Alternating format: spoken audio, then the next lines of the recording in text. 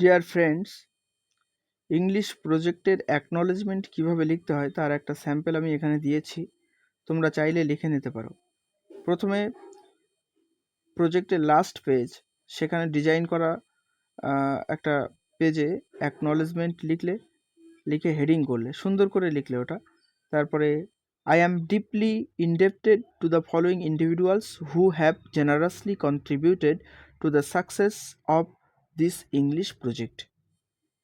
এই প্রজেক্টে কারা কারা তোমার হেল্প করেছে সেগুলো নিচে লিখতে হবে। প্রথমে লিখলে টিচারের নাম, ঠিক আছে?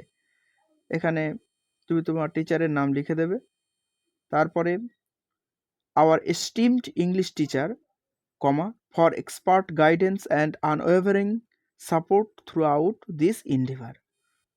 তারপরে লিখলে তোমার ফ্যামিলি মেম্বারের কে তোমাকে সাহায্য করেছে তার নাম।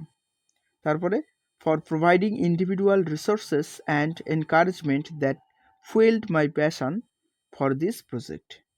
তার নিচে লিখলে ফ্রেন্ডসের নাম, ঠিক আছে? for lending their expertise in research and proofreading, ensuring the quality of this work.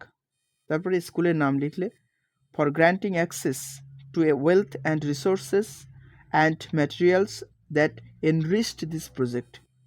তারপরে লিখলে my heartfelt gratitude extends to all those who have directly or indirectly contributed to this project.